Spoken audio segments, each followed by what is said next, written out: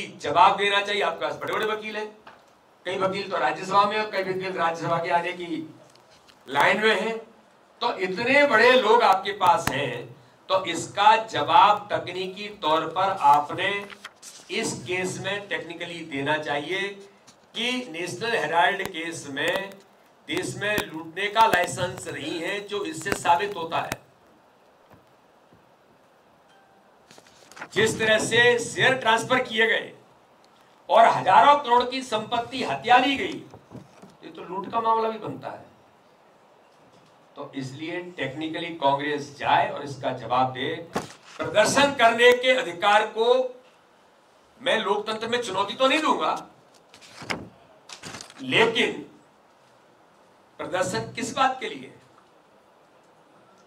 भ्रष्टाचार छुपाने के लिए या परिवार को बचाने के लिए?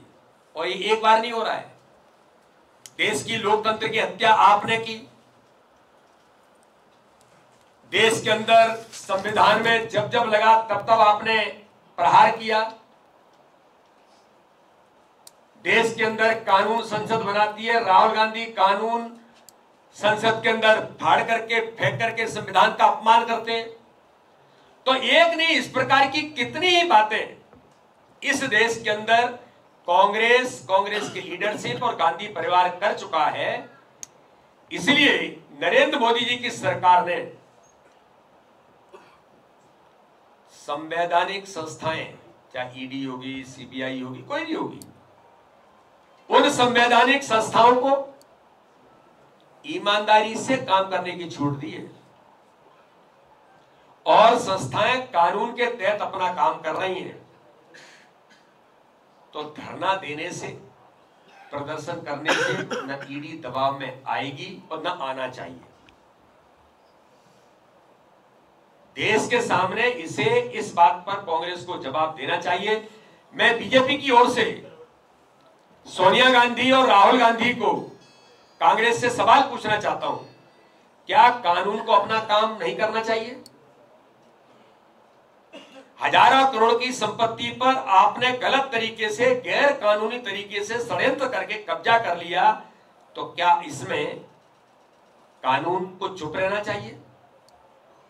उत्तर प्रदेश के मुख्यमंत्री रहे चंद्रभान गुप्ता जी, उन्होंने तो ऑफिशियली कहा कि नेशनल हेराल्ड के लिए मैंने अथक मेहनत परिश्रम करके कार्यकर्ताओं से, लोगों से पैसा इकट्ठा किया और ये अखबार देश की आवाज के लिए बना था। इसे नेहरू के खानदान की आवाज कैसे बना दिया गया, इसका उन्होंने कड़ा विरोध किया था। हम सब नहीं, कांग्रेस के नेता खुद इस बात को कह चुके हैं और कह रहे हैं। इसलिए आज मैं मीडिया के मित्रों के माध्यम से आज इस प्रेस में कहना चाहता हूं कि इस देश में मीडिया है, चौथा स्तंभ है भारत की आवाज को बुलंद करने का।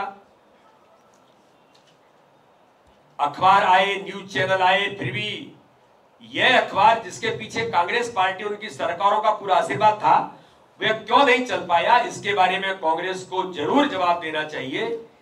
मैं तो ऐसा मानता हूं कि अपरोक्ष रूप से काले को सफेद करने और कांग्रेस के भ्रष्टाचार करने का यह माध्यम बना। कांग्रेस के पदाधिकारी और कार्यकर्ताओं की आस्था के जो दावे हैं, स्वतंत्रता संग्राम सेनानियों और कांग्रेस के इसके भावात्मक लगाव था, यह भावनात्मक लगाव कितना सही था, यह मामला ये प्रमाण दे रहा है कि नैतिक और तकनीकी दोनों आधारों पर कांग्रेस के दावे बहुत खोखले, आधारहीन और दुर्भाग्यपूर्ण भावना से प्रेरित दिखाई देते। कांग्रेस को किसी प्रकार का